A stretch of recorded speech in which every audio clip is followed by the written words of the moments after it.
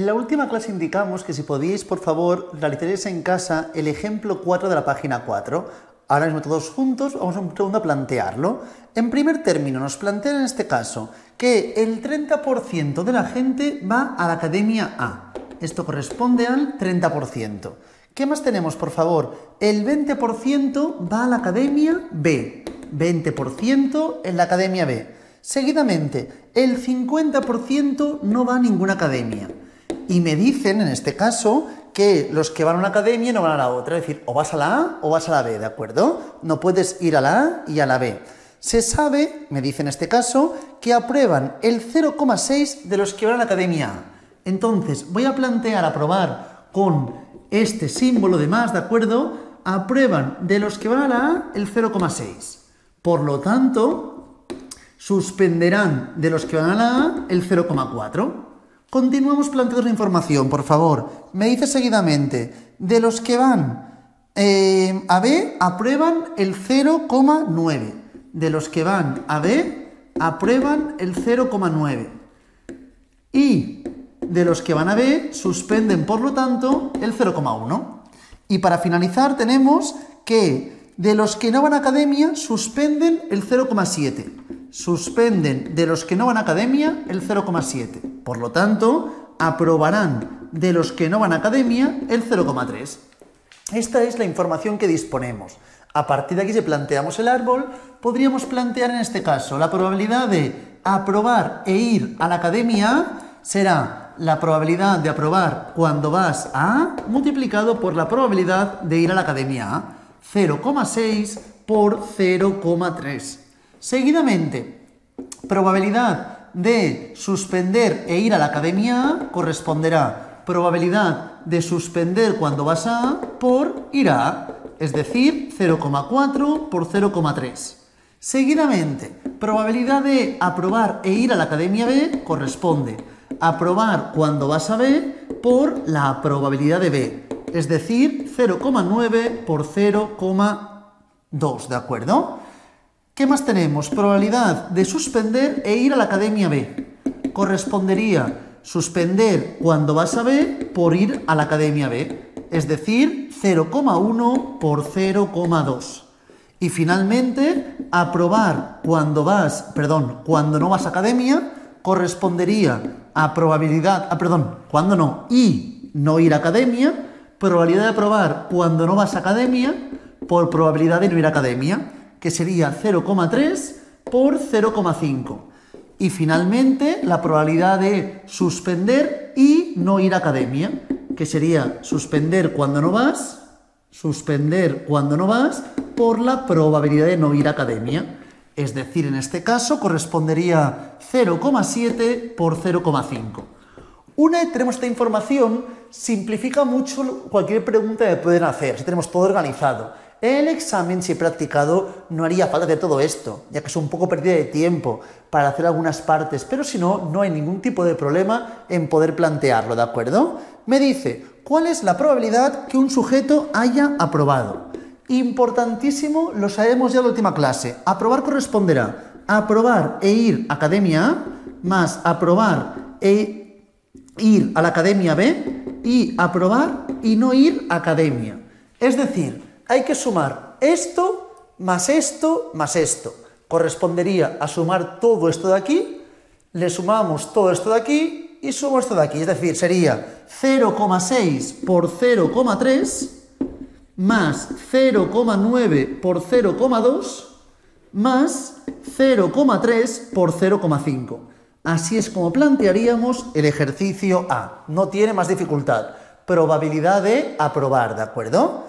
Seguidamente, ¿cuál es la probabilidad que un alumno que ha aprobado fuese a la academia A?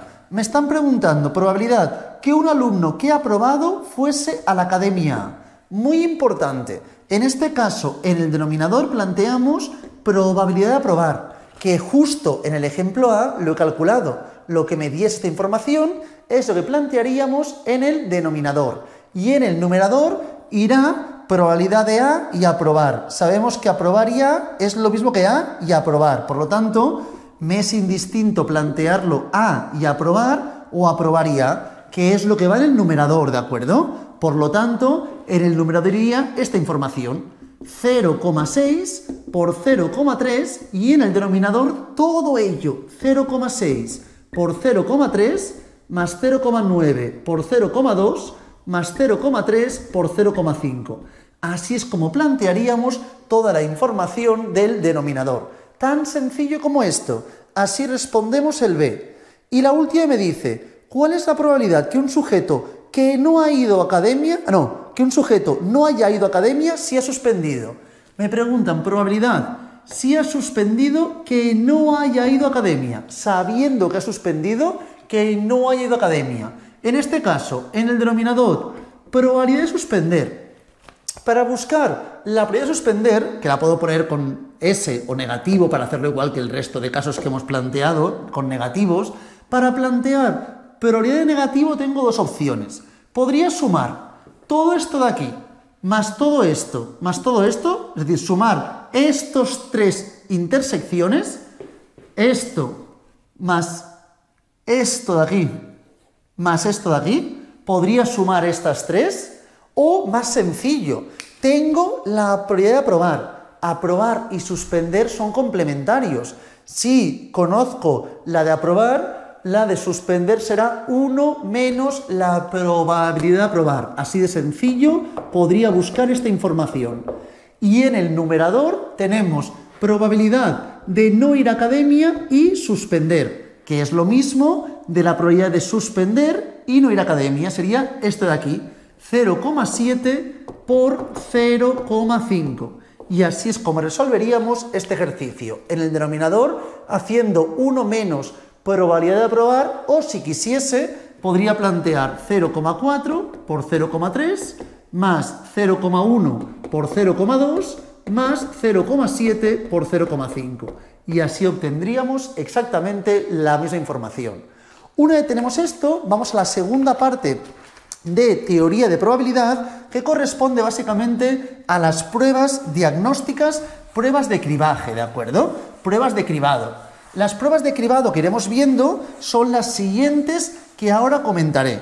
Id por favor un segundo a la página 5 del dossier. Y aquí nos indican una etapa crucial en los estudios de epidemiología y también de psicología clínica es identificar los casos, los sujetos que presentan el trastorno o el suceso que estamos analizando, ¿de acuerdo?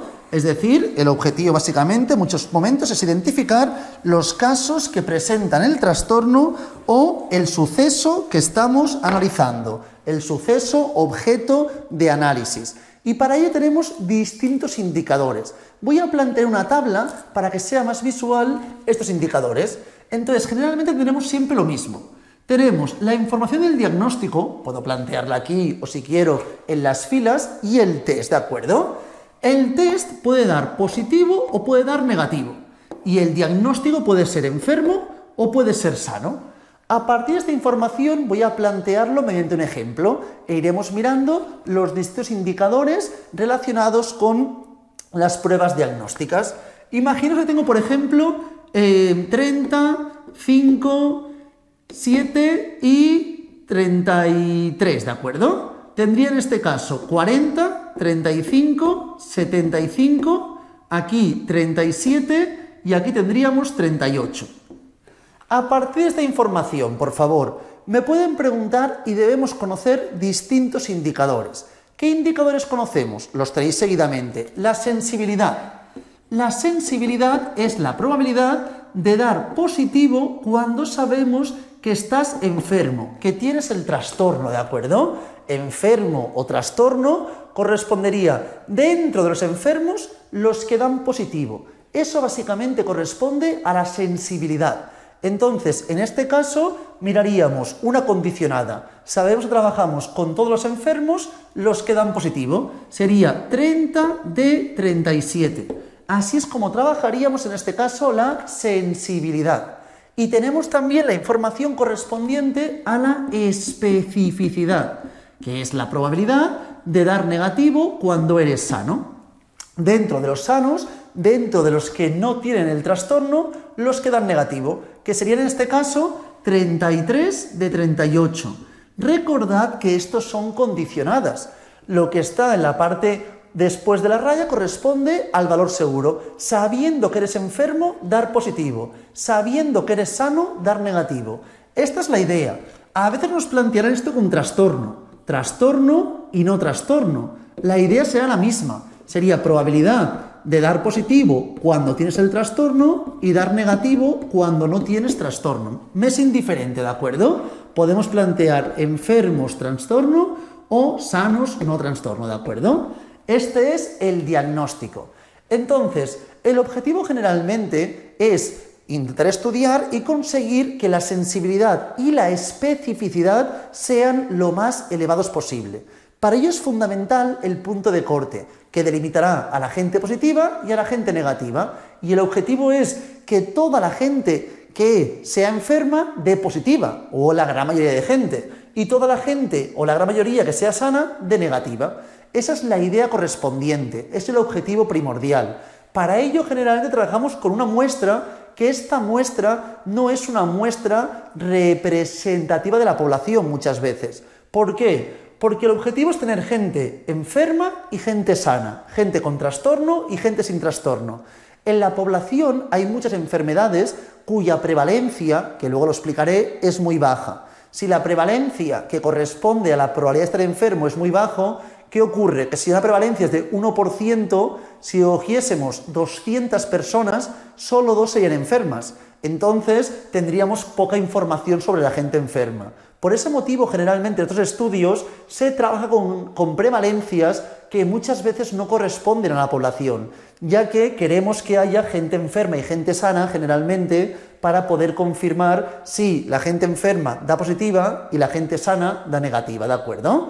Una vez tenemos esta información, hay 2 indicadores más con los que trabajamos generalmente, que son los valores predictivos, los falsos positivos y falsos negativos. Luego también miraremos los valores predictivos, pero de momento quiero comentar falso positivo y falso negativo, ya que son complementarios dichas proporciones a la sensibilidad y a la especificidad. El falso positivo lo dice la palabra, dar positivo cuando no eres positivo, es decir, eres una persona sana. Si tú eres sano y das positivo, es un falso positivo. A partir de ahí puedo buscar la proporción de falsos positivos, ¿de acuerdo? Que generalmente se representa a veces mediante alfa y corresponde a la proporción de falsos positivos que corresponderá a la probabilidad de dar positivo cuando estás sano, ¿de acuerdo? Esto corresponde al falso positivo. En este caso, en el ejemplo que estamos trabajando, dentro de los sanos, los que no tienen el trastorno, son positivos 5 de 38. Si os fijáis, por favor, el alfa, es decir, la proporción de falsos positivos, es complementario a la especificidad. Si sumamos ambos, obtenemos el 100%, 1, ¿de acuerdo? En este caso, en tanto por 1, ya que esto más esto suman todos los casos, porque si eres sano puedes dar positivo o en su defecto puedes dar negativo, ¿de acuerdo? Y luego tenemos los falsos negativos, que sería que, por favor, cuando tú das negativo, pero realmente eres un enfermo, eres un falso negativo. Por lo tanto, podemos estudiar también posteriormente la proporción de falsos negativos, que se representa generalmente con beta, que es la probabilidad de dar negativo si eres enfermo.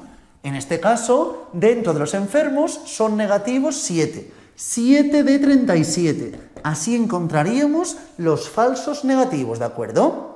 Una vez tenemos esta información, lo mismo que anteriormente, beta, que es la proporción de falsos negativos más la sensibilidad, todo ello suma 1, ¿de acuerdo? Porque dentro de enfermos puede ser negativo o puede ser positivo. Esta es la información que quiero que quede clara de este tipo de ejercicios.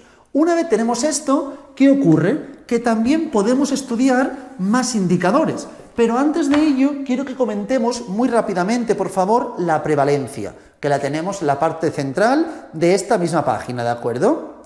La prevalencia de la enfermedad, básicamente, corresponde a la proporción de enfermos, proporción de gente que presenta síntomas, el trastorno o lo que estamos estudiando. Entonces, la prevalencia corresponderá al número de gente enferma, con trastorno, lo que estemos trabajando, entre el total de la muestra de la población. Así es como estudiamos la prevalencia. Es una probabilidad individual. Todas estas eran condicionadas. Condicionada a enfermo, condicionada a sanos y así progresivamente. En cambio, cuando estamos trabajando con la prevalencia es una información, una probabilidad marginal o individual. Dentro del total, los enfermos, 37 de 75. Así buscamos, así estudiamos la prevalencia, que es la probabilidad de estar enfermo generalmente, ¿de acuerdo?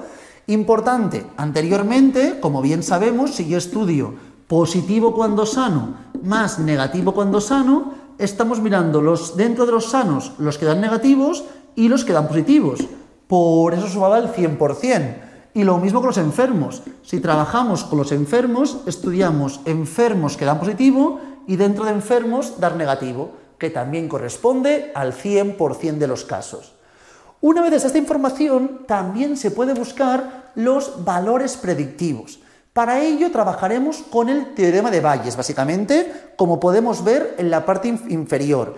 El teorema de Bayes lo aplicaremos básicamente cuando la prevalencia de la enfermedad sea diferente a la utilizada en el estudio. Ahora voy a explicar esto, ¿de acuerdo? Pero antes de explicar el teorema de Bayes en este tipo de ejercicios, quiero que veamos cuál es la idea del valor predictivo positivo y del valor predictivo negativo, ¿de acuerdo? El valor predictivo positivo corresponde a la probabilidad de dar positivo, de estar enfermo si das positivo. Sabiendo que das positivo, probabilidad de enfermo. En la tabla, muy sencillo, dentro de los positivos, es una condicionada, estar enfermo serían de 35 personas que dan positivo, son enfermas 30. Así buscamos el valor predictivo positivo. Y el valor predictivo negativo sería la probabilidad de estar sano sabiendo que das negativo. Dentro de los negativos, que son 40, tenemos 33 personas sanas. Así buscaríamos el valor predictivo negativo. Si os fijáis, no son complementarios, es la inversa completamente, ¿de acuerdo? Entonces, no son complementarios a la sensibilidad y a la especificidad. Pero os indicaba que en estos cálculos del valor predictivo positivo y el valor predictivo negativo es importante la aplicación del teorema de Bayes. ¿Por qué os comento eso? Porque sobre todo cuando la prevalencia cambie, se modifique respecto a la prevalencia del estudio, podemos buscar los valores predictivos, ¿de acuerdo? Esta pregunta es muy recurrente. Cuando la prevalencia se ve modificada, ¿de acuerdo? Cuando la prevalencia cambia, importante, voy a hacer un pequeño esquema ya que estamos. Si la prevalencia cambia respecto al estudio que estamos planteando, la sensibilidad y la especificidad no cambian, se mantienen estables. Cambios de prevalencia no afectan ni a sensibilidad ni a la especificidad. Pero en cambio los valores predictivos sí que van a cambiar, ¿de acuerdo? Si la prevalencia se ve modificada, valores predictivos se modifican. ¿Cómo se modifican? El valor predictivo positivo, bueno, voy a plantearlo diferente, mirad, voy a plantear si la prevalencia aumenta o si la prevalencia disminuye. Si la prevalencia aumenta, el valor predictivo positivo aumenta. En cambio, el valor predictivo negativo disminuiría, ¿de acuerdo? Si la prevalencia disminuye, valor predictivo positivo disminuye, valor predictivo negativo aumenta. Esta es la información que tenemos que conocer para luego ver si los cálculos que realizamos son congruentes, son correctos o no lo son, ¿de acuerdo? Entonces, si aquí teníamos una prevalencia que era 37 de 75 y nos la cambiasen, tenemos que buscar cuál sería la prevalencia cuáles serían los valores predictivos con esta nueva prevalencia. ¿Y cómo se busca? Mirad, el valor predictivo positivo es la probabilidad de estar enfermo si sabemos que da positivo. Por lo tanto, podemos plantear probabilidad de positivo y enfermo. Aquí os planteo enfermos, luego en el dossier os pone T de trastorno. Me es indiferente, podría plantear todo con trastorno también, en vez de la E de enfermo, trastorno, pero así es como más genérico. Dividido entre la probabilidad de enfermo, o si lo hago en genérico, sería la probabilidad de positivos. Esta sería la idea genérica. ¿Qué ocurre? Que esta información no la disponemos y voy a plantearlo mediante las condicionadas. Y mirad cómo lo planteo. Plantearíamos la probabilidad de positivo cuando enfermo multiplicado por la probabilidad de enfermo. Y todo ello entre probabilidad de positivo, que equivaldrá a positivos y enfermos, que son estos de aquí, más positivos y sanos, ¿de acuerdo? Y plantearíamos positivo cuando enfermo, multiplicado por enfermos, más positivo cuando sano por sanos. Así es como planteamos esta información, si os fijáis, ¿de acuerdo? Aquí tenemos positivos y enfermos, estos de aquí, y aquí positivos y sanos, el teorema de Bayes que ya explicamos en la clase anterior, ¿de acuerdo? A partir de esta información, ¿qué ocurre? Mirad, probabilidad de positivo cuando enfermo es equivalente ¿a qué? Es equivalente a la sensibilidad, ¿verdad? Dentro de enfermos, dar positivo es la sensibilidad. La probabilidad de enfermo es la prevalencia. Entonces, esto es sensibilidad y esto es prevalencia. Aquí lo mismo, sensibilidad por prevalencia, más positivo cuando sano. Positivo cuando sano es la proporción de falsos positivos. Y la proporción de falso positivo es complementaria a la especificidad. Recordad que tenemos positivo cuando sano es igual a 1 menos negativo cuando sano, ¿verdad? Pues eran complementarios, porque positivo cuando sano más negativo cuando sano es igual a 1. Por lo tanto, probabilidad de positivo cuando sano es igual a 1 menos probabilidad de negativo cuando sano. Es decir, que puedo poner aquí la proporción de falsos positivos, o lo que es lo mismo, 1 menos especificidad. Y todo ello multiplicado por la probabilidad de sano, que será 1 menos prevalencia. ¿Qué quiero que veáis, por favor? Que de esta fórmula de teorema de Bayes, que podría parecer un poco complicado, pasamos a esta, donde disponemos de la sensibilidad, que ya la dispondremos, la especificidad y la prevalencia que me estén comentando en el enunciado. Plantearemos la prevalencia que me estén estipulando. Así de sencillo es como plantearemos este tipo de ejercicios. Si hablásemos del valor predictivo negativo, repito, cuando hubiese un cambio de la prevalencia, haría lo siguiente, mirad, en el valor predictivo negativo estamos trabajando la probabilidad de, sabiendo que das negativo, ser sano, ¿verdad? Repito, puedo poner sano o no trastorno, es exactamente lo mismo. En el numerador plantearemos probabilidad de sano y negativo, que corresponde a negativo cuando sano por los sanos. Esto será el numerador. Y en el denominador plantearé sanos y negativos más enfermos y negativos, porque quiero estudiar toda la gente negativa. En el denominador va la gente negativa.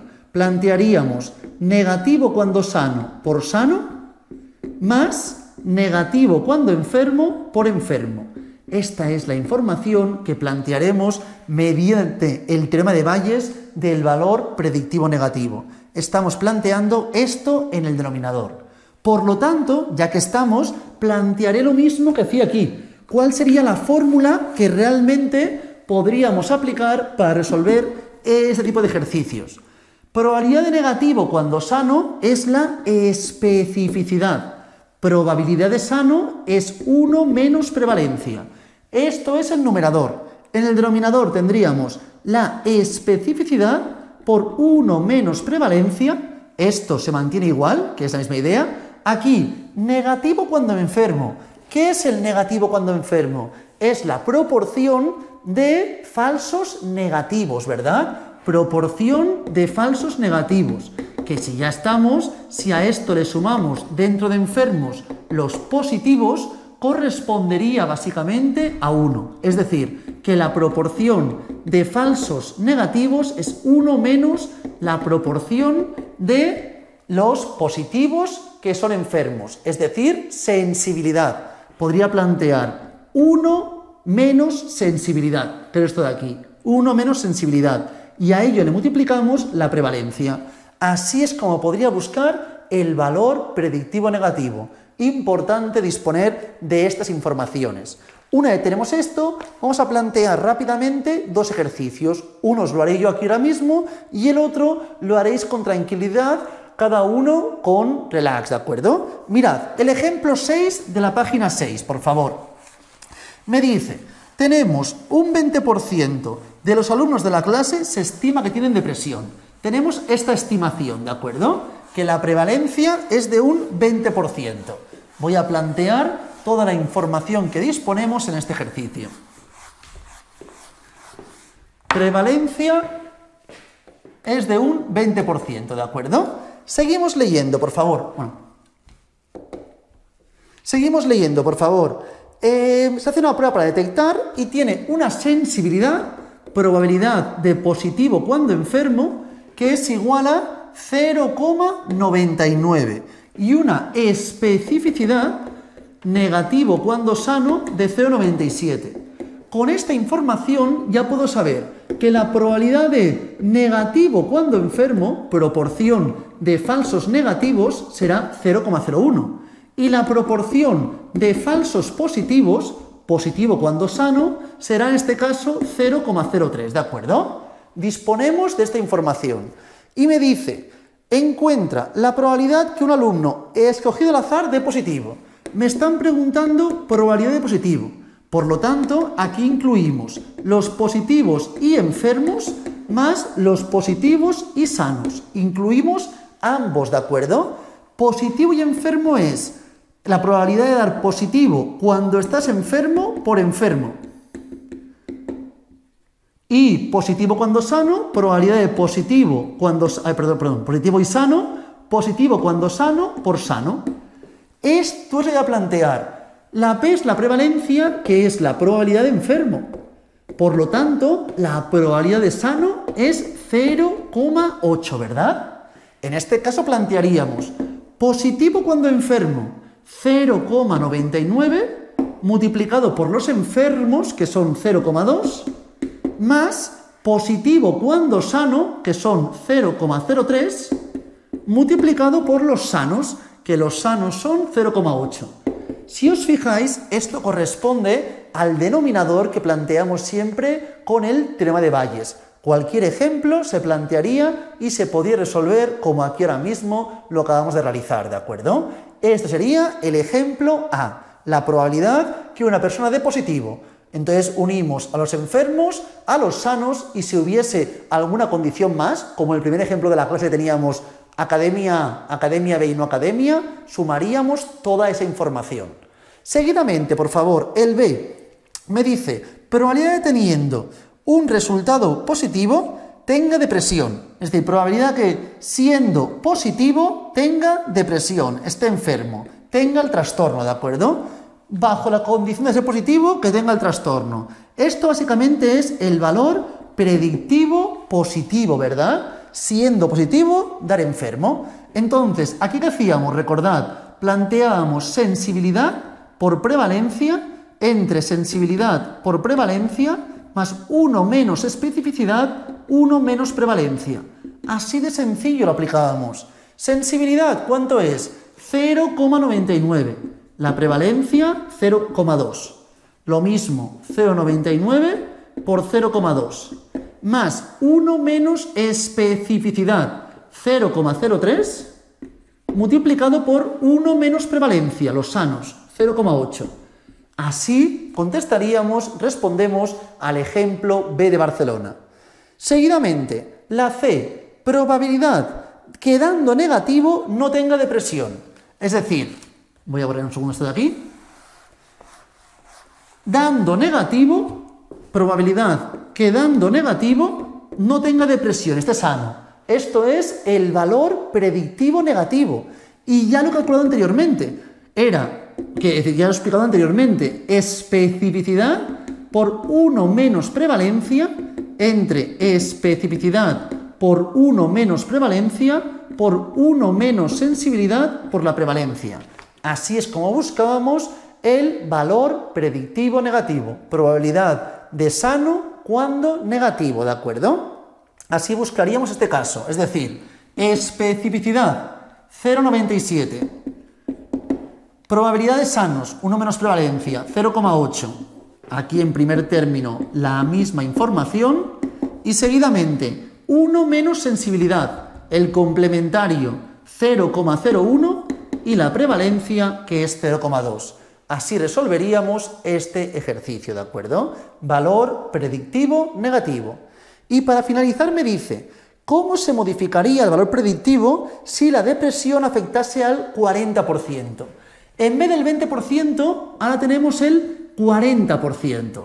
Si esto afectase al 40%, recordad, la sensibilidad no le afecta, especificidad tampoco, pero el valor predictivo positivo aumentará y el predictivo negativo disminuiría. En este caso, en vez de 0,2 plantearíamos 0,4, aquí tendríamos 0,4 y aquí 0,6, que serían los sanos, ¿de acuerdo? Proporción de enfermos, sanos. Lo otro se mantiene igual. La sensibilidad, 1 menos especificidad y sensibilidad se mantiene estable. Solamente cambia esto. Y así podría calcular cuál sería el valor predictivo positivo al cambiar la prevalencia. Lo que estaba indicando, esta fórmula es fundamental para calcular rápidamente los cálculos correspondientes a valores predictivos, ya sean positivos o sean negativos, en el momento que se da un cambio de la prevalencia respecto al estudio original. Una vez tenemos esto, ahora sí os dejo, 5 minutos como máximo para que podáis resolver, por favor, el ejemplo 7 que está en la página 6. Haremos esto, lo resolvemos y empezamos ya con el tema 2, las distribuciones de probabilidad. Hoy nos centraremos en las variables discretas. Os dejo esto y ahora todos juntos, por favor, lo solucionamos.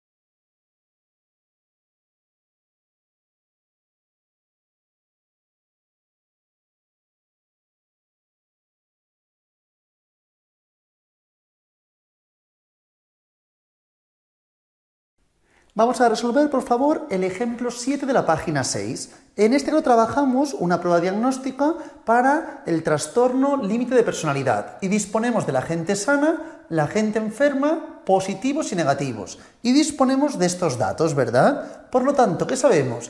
Que este valor más este, es decir, positivos más negativos, me dará la información del total de la muestra. Es decir, que aquí tendremos en este caso 80 personas. 500 menos 420 son las 80 personas que tenemos como positivas.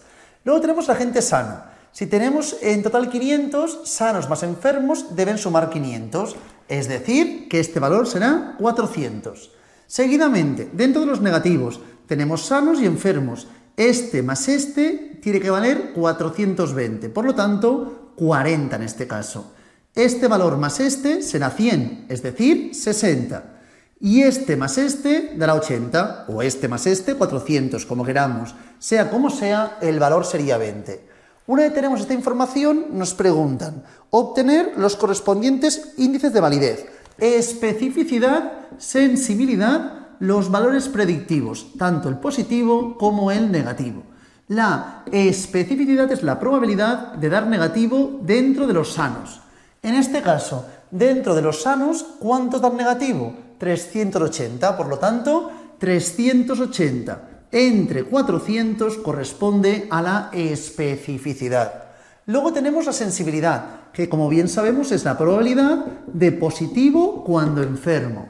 Dentro de los enfermos, que son 100, ¿cuántos son positivos? 60, ¿verdad? Por lo tanto, tendríamos 60 entre 100. En este caso podemos comprobar cómo la especificidad tendrá un valor mucho más elevado que la sensibilidad. Generalmente nos interesan que ambos sean elevados, pero puede ocurrir aspectos como este, ¿de acuerdo?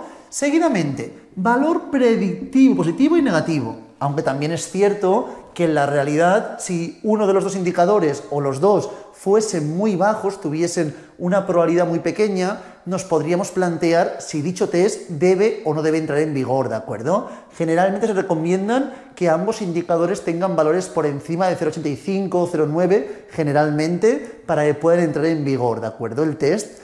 Una vez tenemos esto, comentemos los valores predictivos. El positivo, probabilidad de estar enfermo sabiendo que das positivo. Por lo tanto, dentro de la gente positiva, que son 80 personas, ¿cuántas son enfermas? 60. 60 entre 80. Así buscamos el valor predictivo positivo. Y el negativo es ser sano dentro de los negativos. Valor predictivo negativo. Dentro de los negativos que tenemos 420 personas, son sanas 380. 380 entre 420. Así hemos calculado toda la información correspondiente al ejercicio A. Y el B me dice, considerando la sensibilidad y la especificidad obtenida, calcular los valores predictivos suponiendo que la prevalencia fuese 5% y 1%. Si fuese 5%, me preguntan por los dos. No, predictivos sí, valores predictivos. Voy a plantear el valor predictivo positivo y valor predictivo negativo. Si trabajamos, repito, con 5%. Aquí, recordad, planteábamos prevalencia por sensibilidad entre prevalencia por sensibilidad más 1 menos prevalencia por 1 menos especificidad.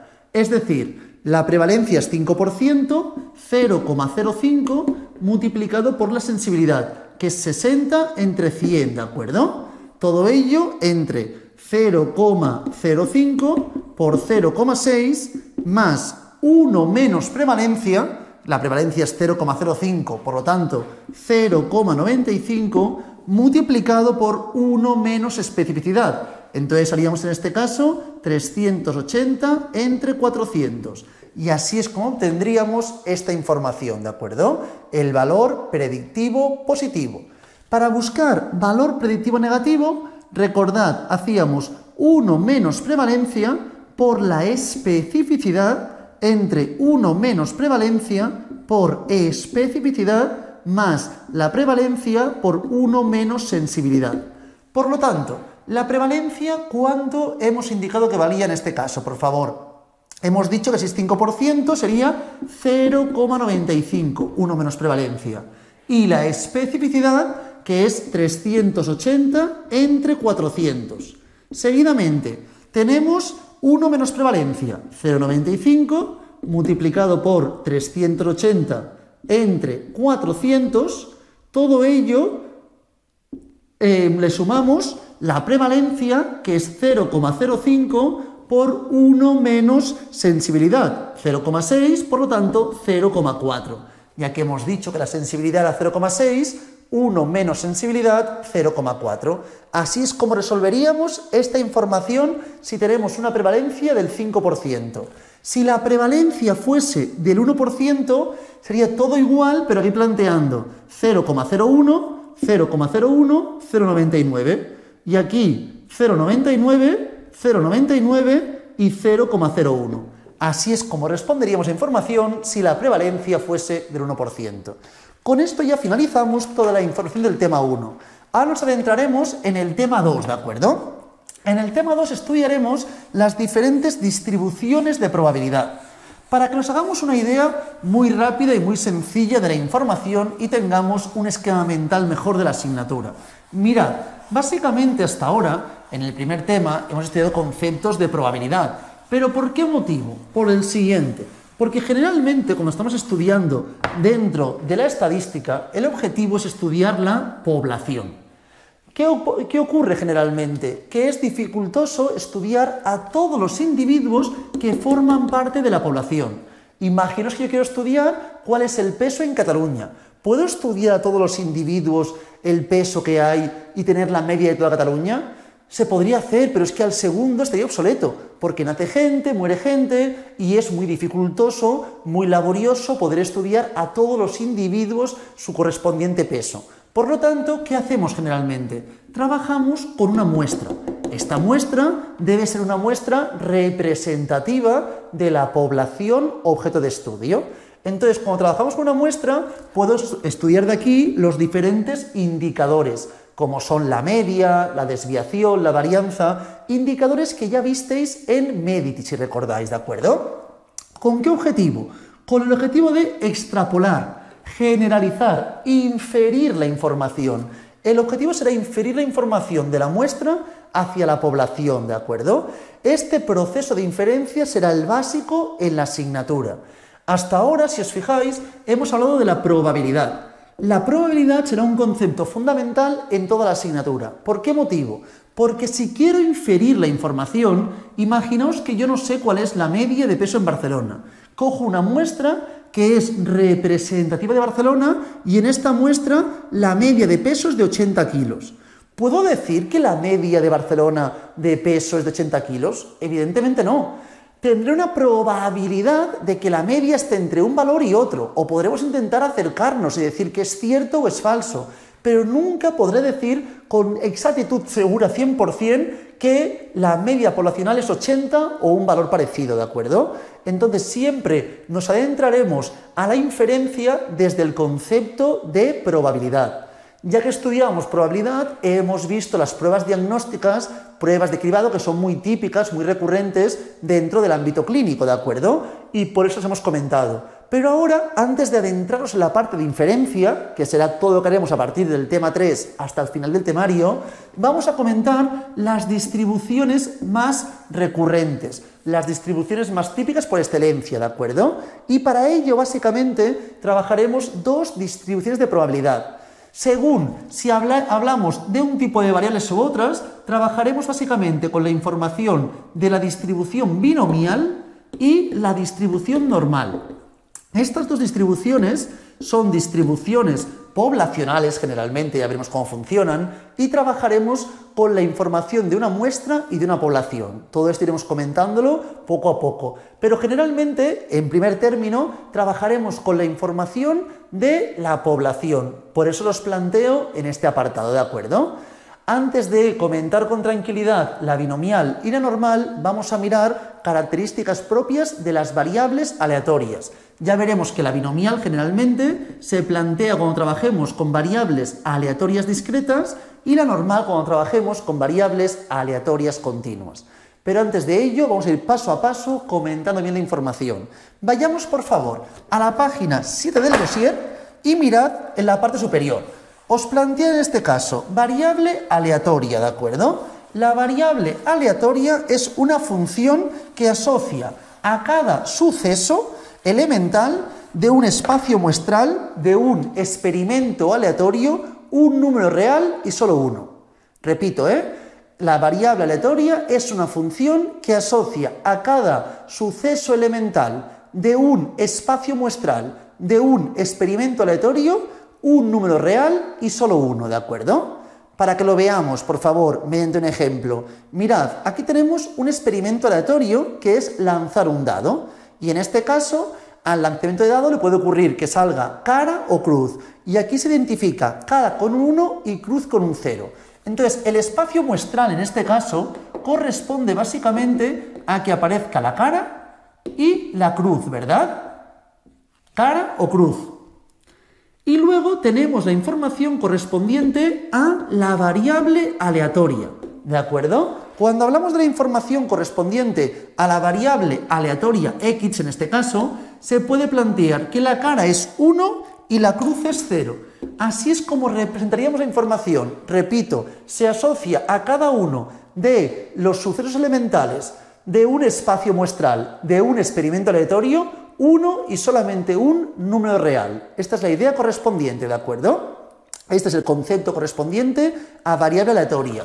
Y también podría indicar la probabilidad. Ya que estamos, podríamos en este caso indicar que la probabilidad P, en este caso, correspondería un medio y un medio, ya que la probabilidad que salga cruz es un medio y que salga cara también es un medio, si la moneda, evidentemente, no está trucada. A partir de aquí vamos a mirar variables aleatorias discretas y luego miraremos las continuas. Hoy nos centraremos en las discretas. Si os fijáis, las continuas empiezan en la página 10. Entonces, desde la página 6 a la 10 estudiaremos las variables discretas, que es lo que hoy empezaremos a comentar.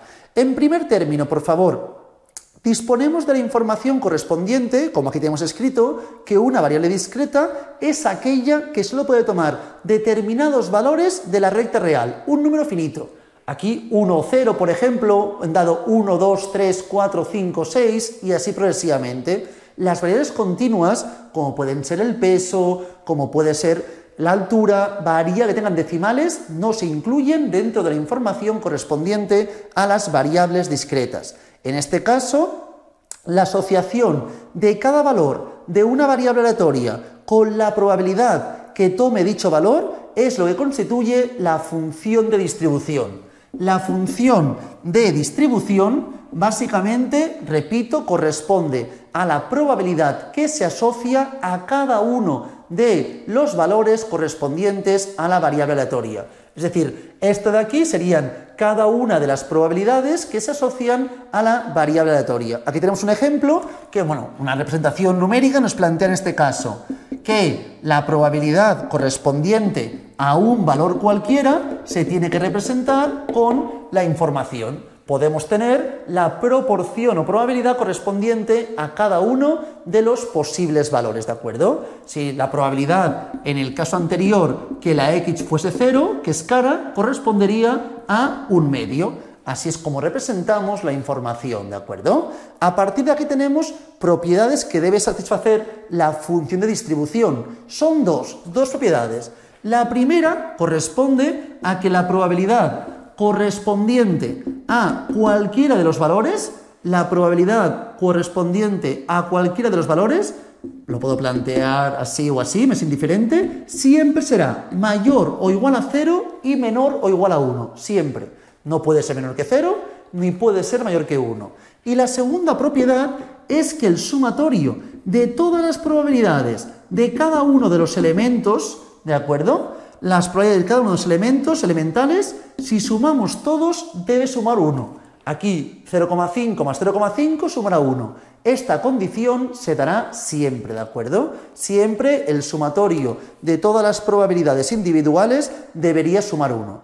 Y seguidamente, si os fijáis, vemos aquí un gráfico de barras. ¿Por qué? Porque el conjunto de las funciones de distribución de todos los valores de una variable aleatoria se conoce como la distribución de probabilidad. y se suele representar mediante un diagrama de barras. Entonces aquí podemos observar la distribución de probabilidad, donde observamos cómo están distribuidas. En el caso nuestro, por ejemplo, de lanzar una moneda tendríamos cara y tendríamos cruz, 1 y 0, y tendríamos aquí un medio, que sería la probabilidad de cada uno de estos sucesos, ¿de acuerdo? Entonces, las alternativas que pueden ocurrir al hacer el experimento aleatorio. En este caso, el ejemplo que estamos planteando, el que tenemos en el dossier, en la página 7, es cuando lanzamos al mismo tiempo 2 dados. Si lanzo al tiempo 2 dados, puede salir 1 y un 1, que sería una puntuación de 2, 1 y un 2, puntuación de 3 y así progresivamente, ¿de acuerdo?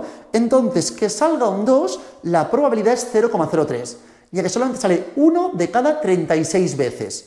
Que salga un 12 es 0,03, porque es 1 también de cada 36 veces. Que salga un 4 es 0,08. ¿Por qué?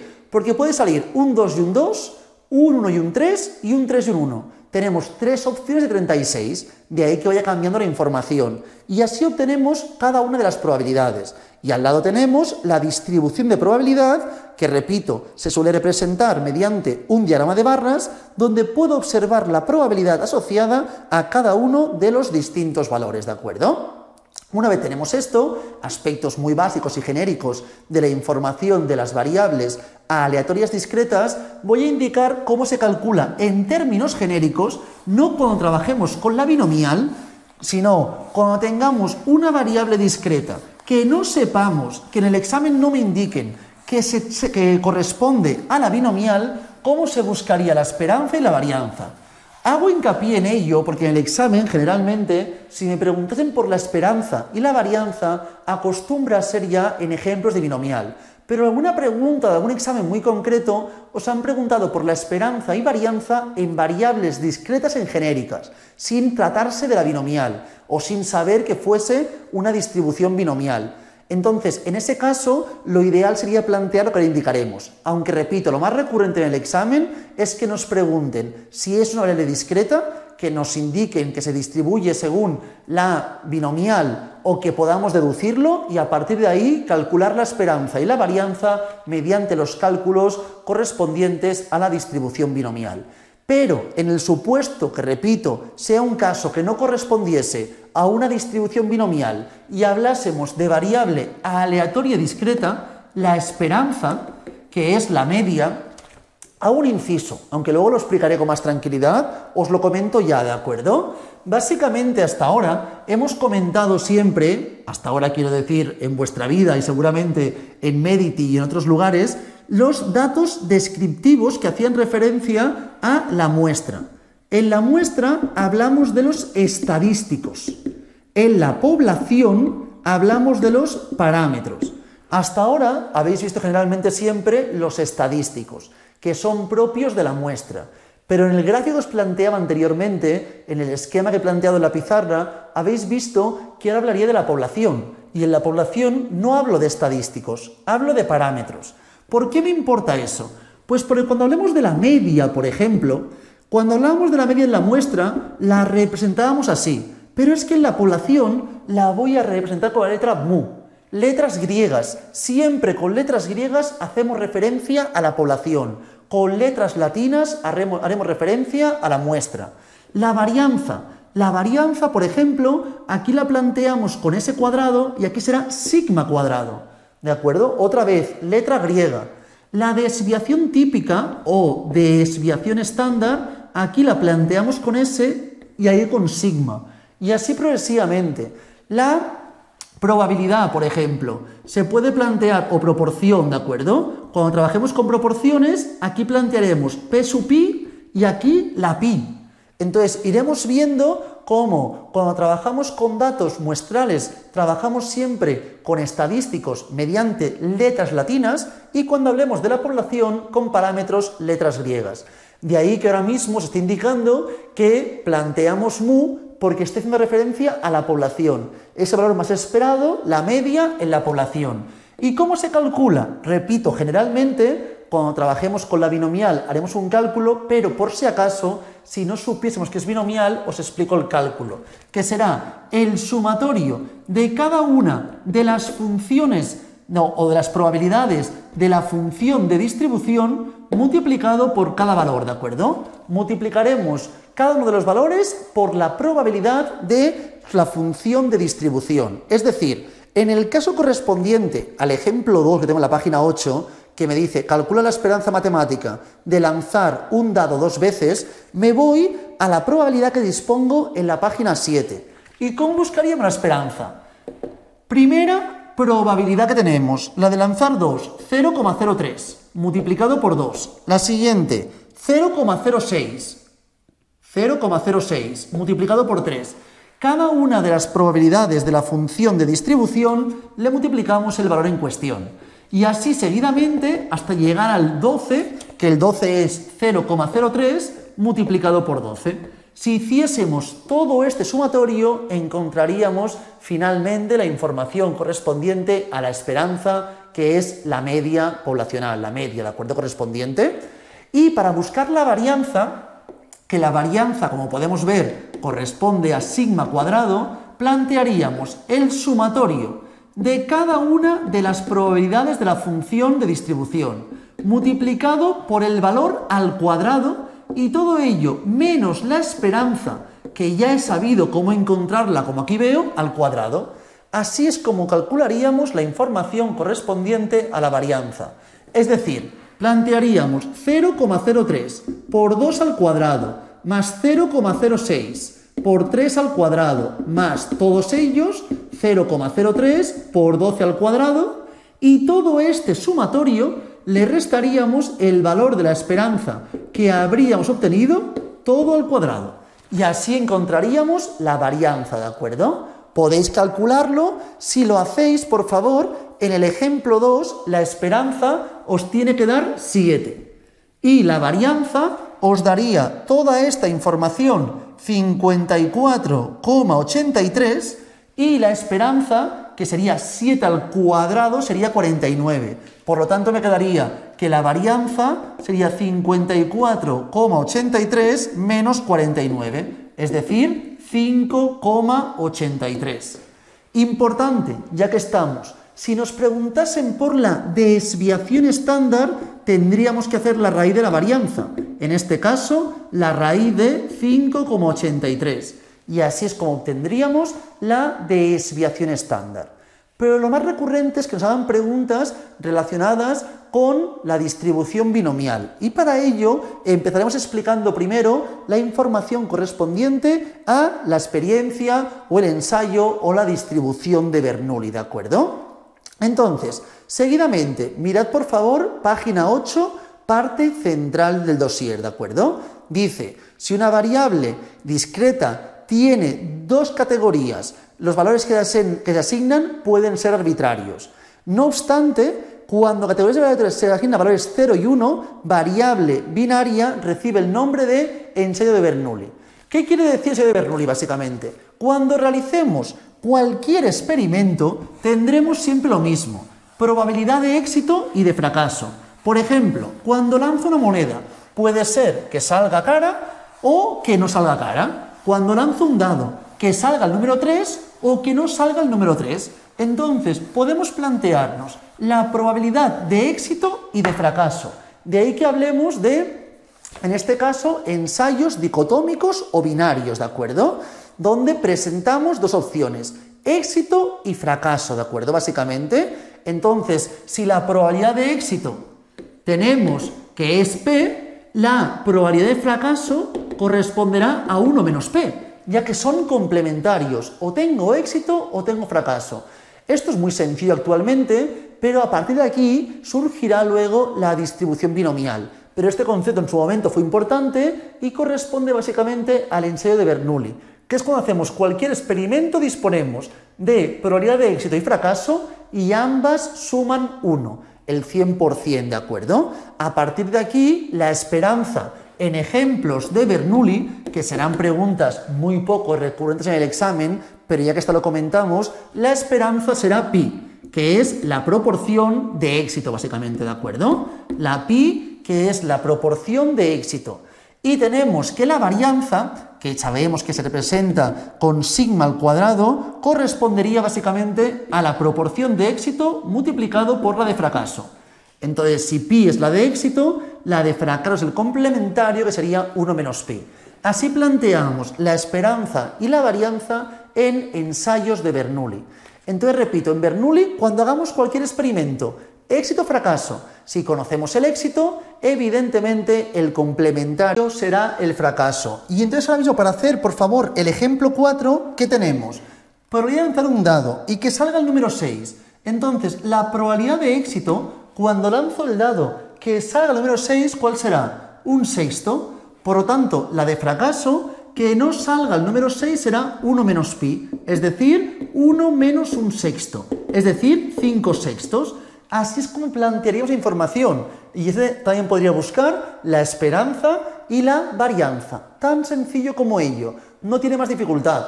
Por lo tanto, no nos preguntarán por nada de esto en el examen. Generalmente en el examen nos plantearán ya la distribución binomial, que parte de Bernoulli. De ahí que fuese importante entender el concepto de Bernoulli. ¿Pero en qué consiste básicamente la distribución binomial? Pues hasta ahora, en el ejemplo que estaba planteando, por ejemplo, en el de lanzar el dado, decíamos que lanzamos el dado probabilidad de éxito y de fracaso. Pero imaginar que me dijesen, en vez de lanzar una vez, lanzar el dado 8 veces. Si lanzo el dado 8 veces, ¿cuál es la probabilidad que 3 veces salga el número 6, por ejemplo, ¿de acuerdo? Ahí es donde entrará la binomial, que es repetir distintas veces un ejercicio, un ensayo de Bernoulli, ¿de acuerdo? Ahí es como trabajaremos con la distribución binomial. Entonces partimos también, al fin y al cabo, de un ensayo dicotómico, binario, pero lo repetimos diferentes veces. A partir de aquí conoceremos los elementos que podemos encontrar en la página 9, parte superior. La n, la k y la pi. Conceptos muy básicos y muy importantes. Si en el enunciado veo que se representa, ahora explicaremos cómo, la n, la k y la pi, es seguro un ejemplo de la distribución binomial. ¿Qué es la n, por favor? He dicho que en la binomial, a diferencia de Bernoulli, el experimento se realiza distintas veces. Entonces la n corresponderá a el número de veces que realizamos el experimento, ¿de acuerdo? N, repito, corresponde al número de veces que realizamos el experimento.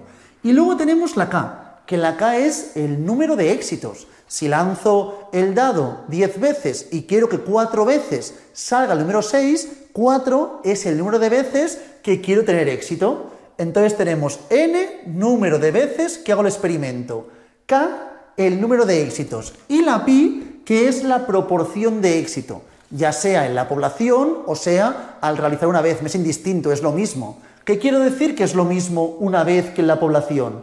Por ejemplo, cuando lanzo el dado, que salga el 6 una vez es un sexto. En genérico, cuando hablo de lanzar el dado, que salga el 6 es un sexto. O si, por ejemplo, os digo, en Barcelona, el 20% de la gente es rubia. La proporción de rubios es el 20%. Si cojo a mi amigo Juan, que es de Barcelona, ¿cuál es la probabilidad que sea rubio? Pues 20%, evidentemente, ¿verdad? Es decir, que me es indistinto que me hablen de un caso concreto o de la población en general. Al final, la pi habla de la población, pero si me dicen que Juan, la probabilidad es 20% de toda la población en genérico, la proporción de rubios será del 20%. Entonces dispondremos la probabilidad de éxito, el número de veces que hago el experimento y número de éxitos. Para que lo veamos bien, por favor, leed el ejemplo que tenemos en la parte superior de la página 9. Me dice, por ejemplo, lanzar una moneda 3 veces. Una moneda la lanzo 3 veces. Número de veces que hago el experimento, 3. Y que 2 veces salga cara. Éxitos 2. ¿Y el éxito qué es? Cara. ¿Y cara cuál es la probabilidad? 0,5.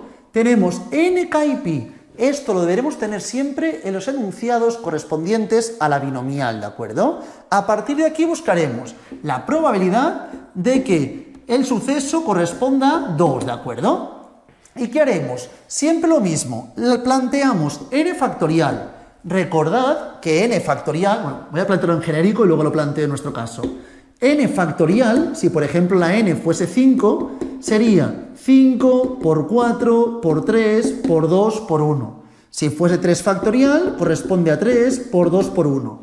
Igualmente, a la calculadora podéis indicar el factorial, no estáis calculando toda la información. Así es como se calcularía, pero en la calculadora tenéis toda la información, ¿de acuerdo? K factorial multiplicado por n menos k factorial, todo ello por pi elevado a k por 1 menos pi elevado a n menos k. Este cálculo puede parecer un poco complicado, será extremadamente sencillo. Una vez lo hagamos 2, 3, 4 veces, ya veréis que no hay ningún tipo de dificultad al realizarlo. Por lo tanto, ahora mismo voy a plantear ya directamente nuestro mismo ejercicio, ¿de acuerdo? Aquí plantearíamos la k que corresponde a 2, ¿de acuerdo? Seguidamente, n factorial sería 3 factorial, la k que es 2 factorial, 3 menos 2 factorial, ¿de acuerdo? Todo ello multiplicado por 0,5 elevado a 2 por 1 menos 0,5 elevado a 3 menos 2. Esto es lo que deberíamos plantear en este caso. Repito, si lo hacéis a la calculadora será muy rápido. Si hacéis cálculos os tiene que dar 0,375. Es decir, la probabilidad de lanzar una moneda 3 veces y que de las 3 veces 2 salga cara es 0,375. Esta es la información, cómo se plantea la binomial. A partir de aquí, nos pueden preguntar también por la esperanza y por la varianza. Estos ejemplos será evidente que trabajamos con la binomial, ya sea porque nos lo digan o conoceremos cierta información de esta, y plantearemos en este caso que el cálculo de la esperanza será n por pi. Así de sencillo. N por pi de la esperanza. En este caso, por ejemplo, si me dijesen, si lanzo la moneda 3 veces, ¿cuántas veces espero a la cara? 3 por 0,5, 1,5, ya que esperaría 1,5 veces cara y 1,5 cruz, ¿de acuerdo? Esa es la idea correspondiente. Aquí con decimales no tiene del todo sentido, pero sería la información que obtendríamos. Si fuese 4, 0,52, esperaríamos 2 caras y 2 cruces. Y la varianza, que corresponde básicamente a n por pi por 1 menos pi. En este caso, 3 por 0,5 por 0,5 es como buscaríamos la varianza. Posteriormente, si quisiese buscar la desviación estándar, corresponde, como bien sabemos, a la raíz de la varianza. A partir de aquí, preguntas que nos pueden realizar y que nos llevan a confusión a veces. Imaginaos que lanzo la moneda 10 veces y que me preguntan que salga el número, que salga cara 2 veces. Pues aquí sería K2. Pero si me dijesen que salga cara como máximo 2 veces, ¿qué quiere decir como máximo 2? Pues que la K sea como máximo 2. ¿Qué incluye esto? El 0, el 1 y el 2. Por lo tanto, si me preguntan como máximo 2, tendría que hacer la fórmula para el 0, para el 1 y para el 2 y sumar las 3 probabilidades obtenidas, ¿de acuerdo? Si nos preguntasen, por ejemplo, por favor, que sea como máximo 9. Como máximo 9 quiere decir que tendría que sumar la de 0, la de 1, la de 2, la de 3, así hasta la de 9. Tendría que hacer la fórmula 10 veces. Si nos preguntan como máximo 9, puedo pensar lo siguiente, que es la segunda propiedad que hemos comentado en la página 7, que las probabilidades individuales suman 1. Como tenemos que la n es 10, pueden salir 0 éxitos, puede salir 1 éxito, puede salir 2 éxitos y así progresivamente. Podemos tener 9 éxitos o, para finalizar, podemos tener 10 éxitos. Y todo esto debe sumar 1, lo sabemos, lo conocemos, ¿de acuerdo? Por lo tanto, si me están preguntando como máximo 9, ¿qué incluye? Desde el 0 hasta el 9. Por lo tanto, para hacer toda esta información, desde el 0 hasta el 9, ¿de acuerdo? ¿Qué podría hacer? 1 menos la probabilidad que la K sea igual a 10 en este caso, ¿de acuerdo? Que tuviésemos que fuese igual a 10. En ese caso tendríamos exactamente la misma información. Lo podéis probar, que si sumáis la de 0, la de 1 hasta la de 9, habría que hacer, repito, la fórmula 10 veces. Si sumamos todos ellos, es lo mismo que hacer 1 menos a de 10. Exactamente la misma información. Pero para ir más rápido en el examen, mejor hacer la parte del planteado en la parte inferior. Si me preguntan que como mínimo salgan 8 caras. 8 caras, ¿qué quiere decir? Como mínimo 8 sería que la K fuese mayor o igual a 8. Por lo tanto buscaríamos para 8, para 9 y para 10. Como mínimo 8 caras incluye 8, 9 y 10. No confundamos como mínimo 8 que más de 8 caras. Si me dijesen más de 8 caras, solo incluiría el 9 y el 10. Pero como mínimo 8 incluye 8, 9 y 10. Del mismo modo, si me dicen como máximo 3, serían 3, 2, 1 y 0. No olvidemos nunca el 0. Y si me dicen menos de 3, serían 2, 1 y 0, ¿de acuerdo? Siempre buscamos todas las probabilidades y las vamos sumando. Para que lo entendamos bien, haremos un ejemplo conjuntamente y luego os dejaré plantear uno cada uno, bueno, os lo dejaré plantear para la próxima clase, ¿de acuerdo? Leamos, por favor, el ejemplo 5 que tenemos en la página 9.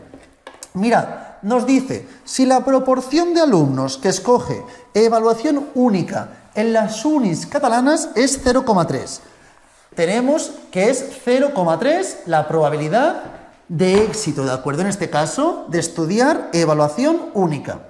Y nos dicen, si cogemos una muestra de 8 personas, ¿cuál es la probabilidad? Y voy a ir planteando diferentes casos.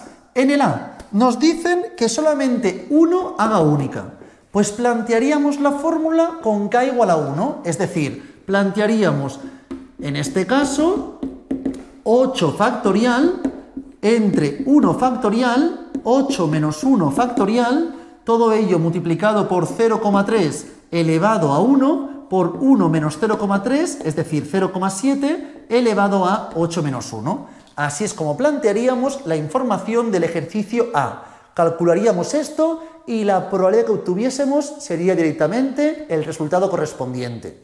En el B, que todos hagan única. En el B correspondería que la K fuese 8, que las 8 personas hiciesen única. En este caso, la K sería 8 y aquí plantearíamos un 8, aquí iría un 8, aquí iría un 8 y aquí iría un 8. Tan sencillo como esto. Calculamos la información y lo que obtuviésemos sería el resultado correspondiente, ¿de acuerdo? Si alguien tiene dificultades, evidentemente que me lo comente y ya indicaré cómo resolverlo, pero básicamente veréis que no es nada dificultoso en principio buscar dichas probabilidades mediante las calculadoras. El C, menos de 2. ¿Qué quiere decir? Que la K sea menor que 2. Esto quiere decir que incluye el 0 y el 1.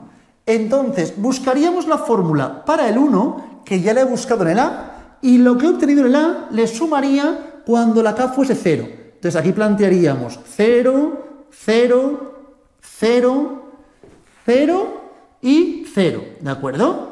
Así es como plantearíamos la información. Haríamos esta, lo que nos diese esta probabilidad, le sumaríamos el valor que he obtenido en la A, porque en la A me preguntaban por 1. Entonces, la probabilidad de que la K sea menor que 2 es igual a cuando la K es 0 más cuando la K es 1. Así buscaríamos la probabilidad correspondiente. Así resolvemos el C, ¿de acuerdo?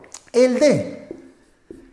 Que sean 2 de evaluación continua. Importante. A no me habla de única, me habla de continua. Pregunta muy recurrente en el examen. Por lo tanto, esta información era de única.